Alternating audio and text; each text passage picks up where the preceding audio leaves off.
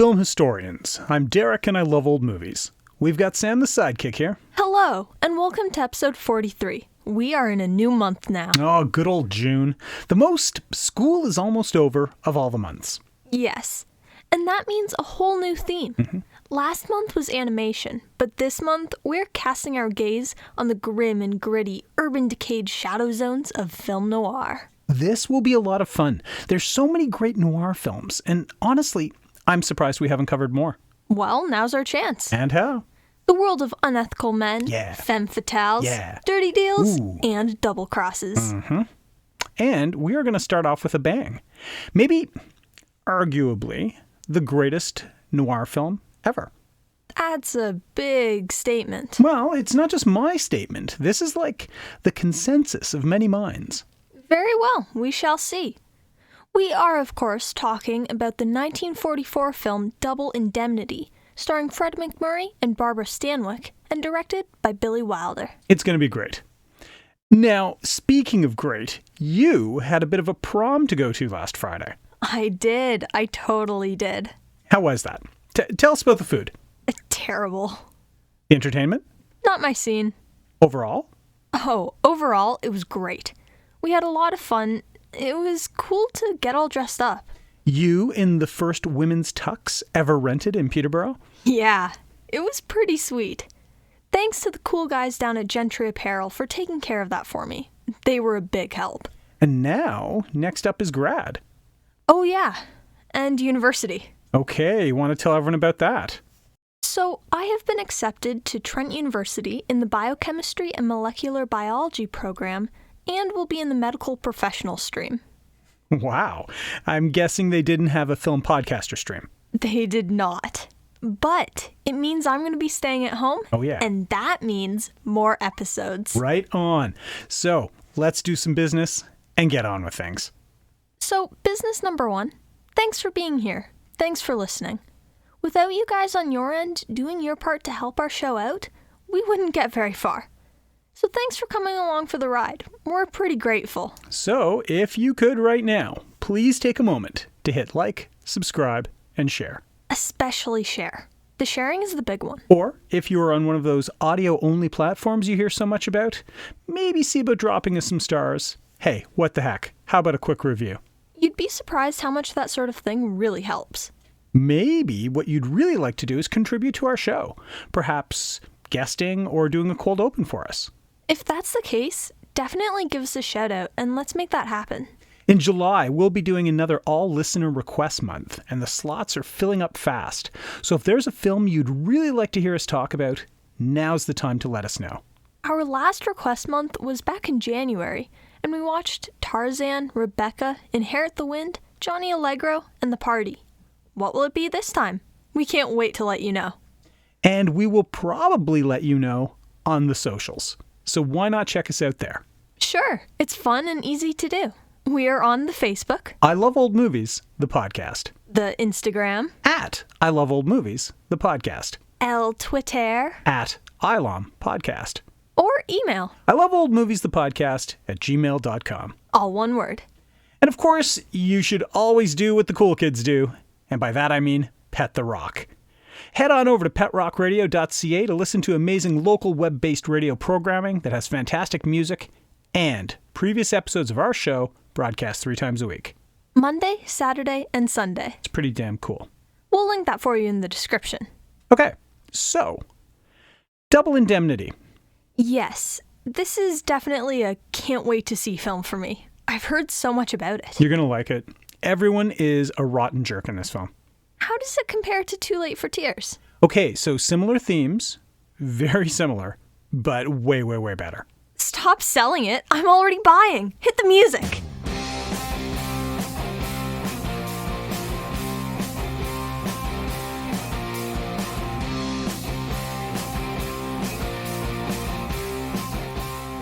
The writer-director for this film is the great Billy Wilder. We've spoken about Wilder before way back in episode 8 on Sunset Boulevard, so definitely go back, check that one out to hear us talk all about him. We'll wait. A skilled musician, a full-ride scholarship scholar, And one of the more underrated actors of his generation, Fred MacMurray made a few films in the 1930s before becoming a contracted player for Paramount in 1934.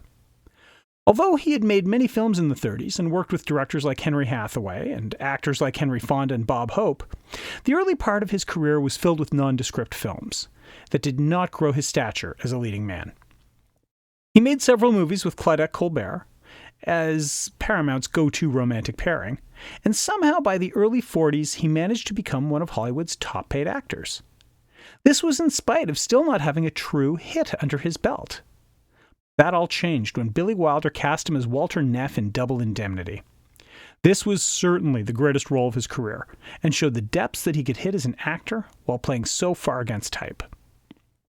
In fact, against type was where MacMurray was always best, playing similarly flawed characters in films like The Caine Mutiny to great acclaim. He was even considered for William Holden's role in Sunset Boulevard, and that would have been an interesting choice. But after a series of increasingly nondescript films through the latter part of the 40s and into the 50s, MacMurray did some television before hitting a career renaissance with a series of Disney films and a Best Picture winner. His Disney trilogy, The Shaggy Dog, The Absent-Minded Professor, and Son of Flubber, firmly established him as a star for family films. But along the way, he was also in The Apartment, showing he still had the powerful acting and comedic chops that were honed years before. And concurrent to all of that, MacMurray was cast as Steve Douglas, the father in the long-running family sitcom My Three Sons, which ran from 1960 to 1972. With that show and the Disney films, MacMurray was probably the biggest he had ever been. The 70s saw very little work for MacMurray, just 4 films, and he retired after appearing in the Schlocko monster film The Swarm in 1978. Now, MacMurray's an actor with a huge resume, but only a few really big films are signature roles. He occupies a special place in film history. He's incredibly recognizable in face and in voice.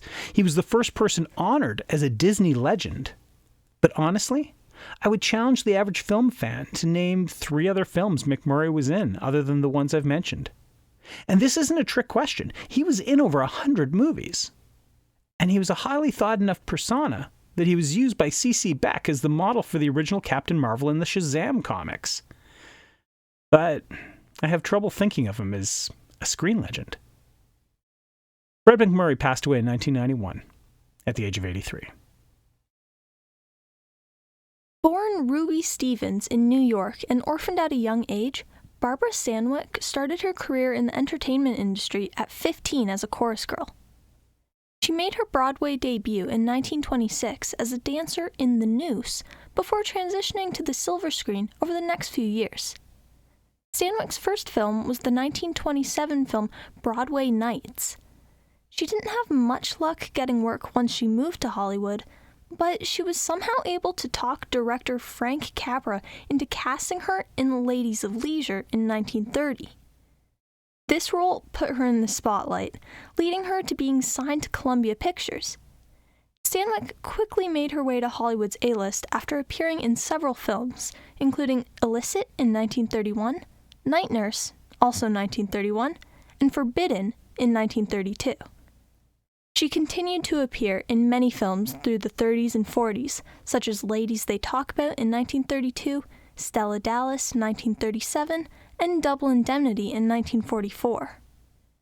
Over the years, Stanwyck started spending more time in television rather than film, appearing in series such as The Jack Benny Program and The Big Valley, and she was even featured in the hit miniseries The Thornbirds in 1983.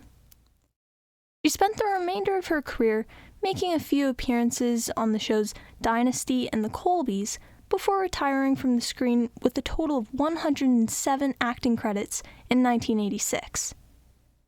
Although she was nominated for several Academy Awards, the only one she received was an honorary Oscar in 1982. Stanwyck passed away in 1990 at the age of 82. One of the most notorious murder trials of the 1920s was the curious case of Ruth Snyder. Ruth Snyder persuaded her boyfriend Judd Gray to kill her husband Albert after having him take out a big insurance policy with a double indemnity clause. The murderers were quickly identified, arrested, and convicted, and Snyder was executed by the electric chair. Crime don't pay. This trial was so sensational that it became the basis for a novel by James N. Cain, and that novel, with some parts rewritten by Billy Wilder and Raymond Chandler, became the film Double Indemnity. Oh, how did Cain feel about the changes? I know sometimes authors don't love that sort of thing. Oh, Cain was cool with it. In fact, when he saw the finished result, he liked the changes so much, he said he wished he had thought of them, because then they would have been in the novel in the first place. There was no doubt in his mind that Wilder and Chandler made his story better. That's so cool and gracious. What were the changes? So basically the entire ending. And as well, the Barton Keyes character being much more formidable. Keyes is awesome. Edward G. Robinson was so good in this. He almost wasn't in it. What? Why not? Well, he had been a leading man for a long time, and he didn't like the idea of being downgraded to third. Really, he only had a support role. So, I guess it was the typical hubris that a lot of actors go through. So what made him change his mind? Well, he liked the script a lot, and the character. And he sort of had the realization moment that his career was probably in a transitional phase.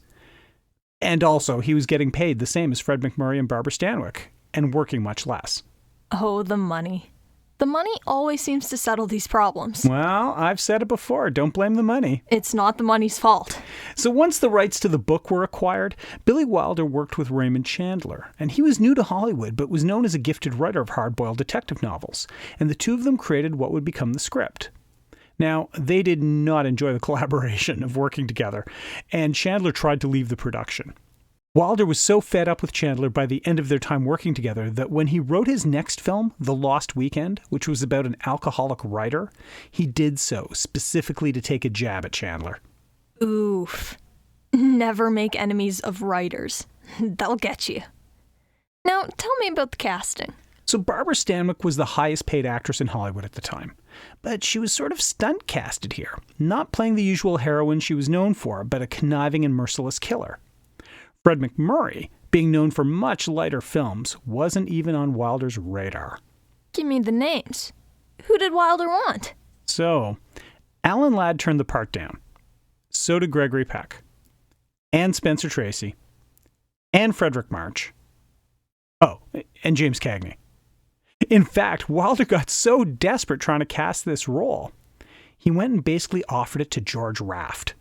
Oh yeah, he turned it down. No, of course he did. Frickin' George Raft, king of the missed opportunities. Right? How was the film received? Critics must have loved it. They did, mostly. The dark subject matter and the unvirtuous leads made the film a bit of a tough sell. But some critics considered Double Indemnity to be as vital a film as Citizen Kane in terms of its contribution to its genre. As one critic said after the film's release, the two most important words in Hollywood right now are Billy and Wilder. The film was recognized at Oscar time, with nominations for Best Picture, Director, Actress, Screenplay, Cinematography, Music, and Sound Recording. No wins. Still. Rob Fraser from Empire called the film noir at its finest, a template of the genre. Billy Wilder in full swing, Barbara Stanwyck's finest hour, and Fred MacMurray makes a great chump. And that's a really good way to sum this film up. What's the tail of the tape on this one, Sam? Okay, so we have an 8.3 on IMDb. Ooh. The audience score is 95% on Rotten Tomatoes, and the tomato meter is 97%. The film was nominated for 7 Oscars. And for this one, you'll have to head over to your local secondhand DVD shop, a sketchy Russian website, or it turns up on TV from time to time.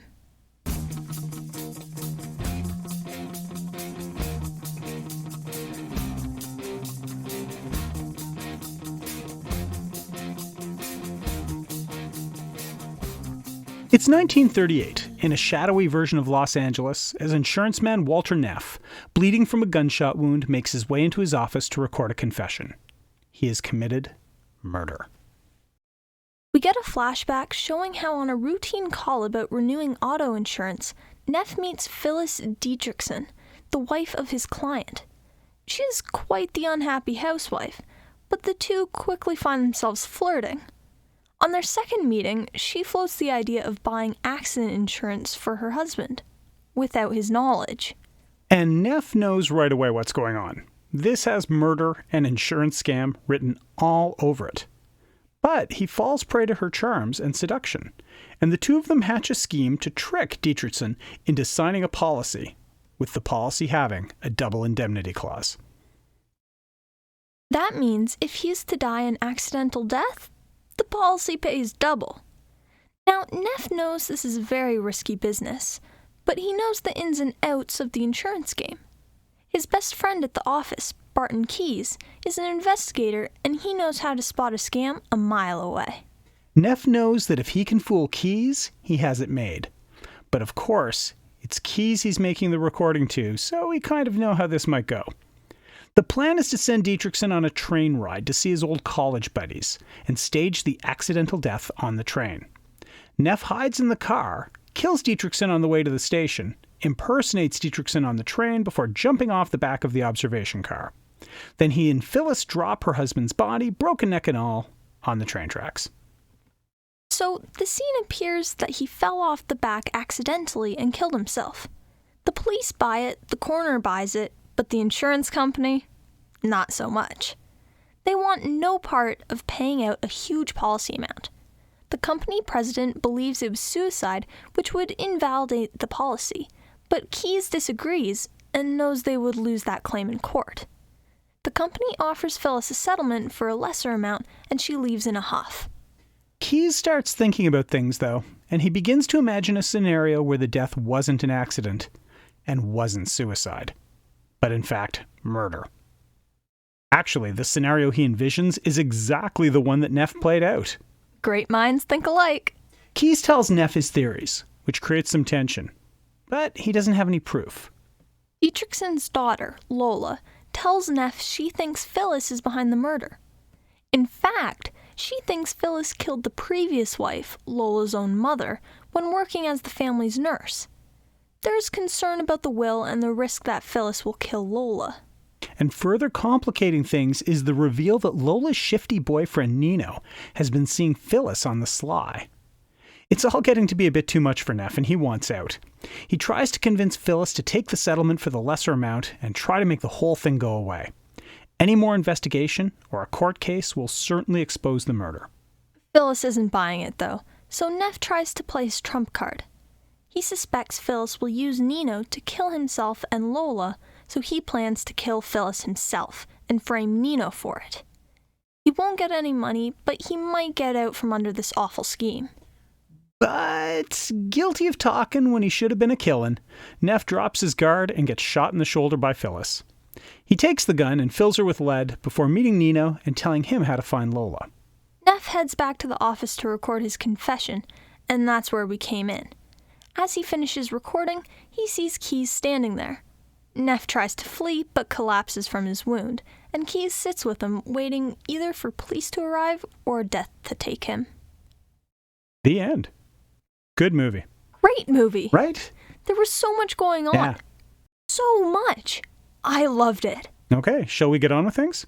Definitely. Let's pro and con this bad boy. Okay, so as always, we don't actually rate films here on the show. There's no stars, no thumbs. We just tell you some things we liked. Some things we didn't. Then we recommend whether or not you might enjoy giving this one a watch. Take it away. My pros. Number one, the dialogue in this film is fantastic, and the delivery is just tops. This is not a breakneck, super speed, insane delivery like in His Girl Friday. It's all measured and perfect and excellent. Just excellent acting and direction, and the performers bringing to life this fantastic script. The suppose scene from the beginning when Neff meets Phyllis is just a great example of how riveting this film can be when the actors lean in and just take the viewer for a ride. Number two, the narrator voice and the framing sequences of the dying Neff telling his tale in the recorded confession. The narration drives the story along nicely and doesn't skimp on well-crafted lines or moments of delivery. Wall-to-wall narration can get tedious, and in fact, I'm not a fan. But in this film, it's just perfect. I can't imagine this film without it. Number three, the casting. Putting Fred MacMurray in this film was a stroke of genius. He was truly perfect in this dark, conflicted role. And nothing in his career up to that point suggested he would be up for a performance like that. Barbara Stanwyck was great, turning in the kind of performance that Elizabeth Scott wished she was capable of. Edward Gene Robinson, also great in a supporting role here, away from his gangster type. Films can be made or broken by any number of things, but Wilder really captured some lightning in a bottle here with these leads. They're all magnificent. Number 4, a rare fourth pro. There's a scene when Neff and Phyllis couldn't get the car started after dumping the body. It's wordless, short, intense, heart-pounding, and perfect. It's just an impactful moment of cinema, absolutely exquisite. And this film is filled with many moments like this, woven together into a seamless whole. The scene where Phyllis hides behind the door, or Keen's explanation of suicide statistics, the look on Neff's face when he hears Keyes' recording. These moments, these small sequences of film do a magnificent job of ratcheting up the tension and giving the actors real chances to shine and make the most of this incredible script. My cons. Number 1, for a film that's so wonderfully shot, there are some really jarring moments of bad editing. The transition from medium to close-up shots aren't always smooth or logical.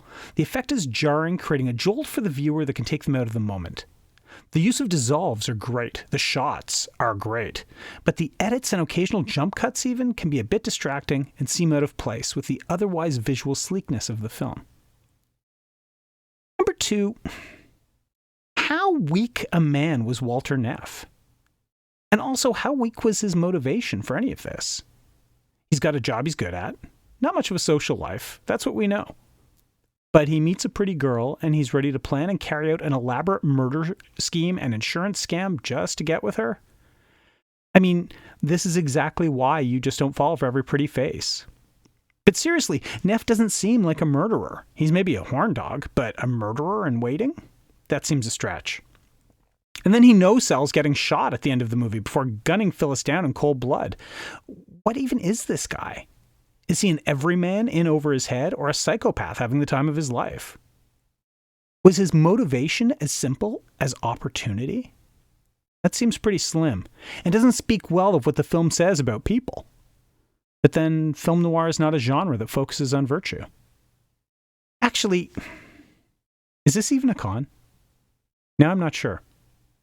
And I don't have a third. It's hard to find too much to criticize in this film. It's got great performances, it's well shot, well directed, it's beautifully scored, and just a great tale of murder and scheming. Is it the greatest film noir? Maybe. And if it's not, it's the perfect template for what a great noir should be. Of course, this film gets my watch recommendation. You're up. Okay, so my pros. 1. The music. Sometimes it felt a little too loud, but overall, it was great. It sort of had a heavy and dark feel to it, and definitely built up the suspense and tension throughout the film. The music was never too cheerful, and kind of led into the bad things that were happening. It was also pretty consistent through the movie as well, staying pretty unnerving the entire time. It really kept me on edge through the film. 2. The way Neff was telling the story. I really liked how they did this. Neff started telling the story, and the majority of the film consists of the events that he's describing. Then we eventually make it back to present time with Neff to finish off the film. It was also nice how they kept going back to Neff's narration throughout the film. We got to hear him explain certain actions or thoughts of his that we may not have understood otherwise. 3. The performances. This film was wonderfully acted by the cast, specifically Barbara Stanwyck. From the beginning, where she made it seem like she was just trying to murder her husband to get out of a bad situation, to her manipulation of Walter, to her reveal that she never loved him until the last moment, Stanwyck was amazing in every scene she was in. I couldn't help but watch her. And honestly, as much as I like Too Late for Tears, Stanwyck is what Elizabeth Scott wished she was. Stanwyck was believable and compelling, and just an overall joy to watch. Now my cons. 1. The bullet wound. First of all, the way that Walter totally no-sold getting shot was ridiculous. He was like, "Oh, I've been shot. Well, that's a minor inconvenience." He was still up and moving. There was barely a grunt of pain. He didn't act at all like someone who had just been shot in the shoulder until the end of the film when he was literally bleeding out. Speaking of, that was a really poor version of a bullet wound. There was absolutely no blood at first, just a small, tiny little hole in Walter's jacket. And then the blood finally showed up at the very end, and there was barely any. It was just unrealistic that this guy was bleeding out for a couple hours as he recorded his statement, enough to potentially kill him, with not even a cup of blood to show for it. 2. The runtime. This was a very interesting movie. So many different things happened, and I was never bored watching it. But it kind of felt a little too long. Certain parts just seemed to drag on slightly too long, and new elements kept being added. It probably wouldn't have hurt the film to shorten a couple scenes or cut out some specific ones altogether. Some parts of the film seemed a little more like filler than anything that was actually useful to the plot, so those easily could have been discarded. 3. The daughter. There was just no point to her character. I don't understand why she was even there. The only thing she did to add to the plot was hint at the fact that Phyllis was involved with her mother's death. But that could have been brought up in so many different ways. Lola and her boyfriend added a subplot to the film that was uninteresting and unenjoyable. The scenes with them came across a little bit forced and kind of awkward. They were out of place with the rest of the film and didn't serve much purpose. This is a great film. Definitely the best film noir I've ever seen. Absolutely give it a watch. And there we are with a double watch recommendation again. All right, and with that comes the end of another episode. Did you enjoy it? Is this the prototypical film noir to you? If not, which one is? Let us know all about it in the comments. And be sure to come back next week when we continue to stick to the shadows. But this time the MacGuffin isn't an insurance policy, it's a statue of a bird. So join us as we take a look at The Maltese Falcon, directed by John Huston, starring Humphrey Bogart and Mary Astor. I've heard so much about this movie for as long as I can remember. I can't believe I'm only going to see it now. I can't wait. I'm looking forward to it. It's classic Bogart and just a great, gritty story. But until then, be sure to watch more movies. And tell everyone about us. We're not a secret. You don't have to keep us all to yourselves. So tell your friends. Tell your enemies. You never know. They might like murder-based insurance scams as much as you do. Maybe even more. For Sam the Sidekick, I'm Derek, and I love old movies.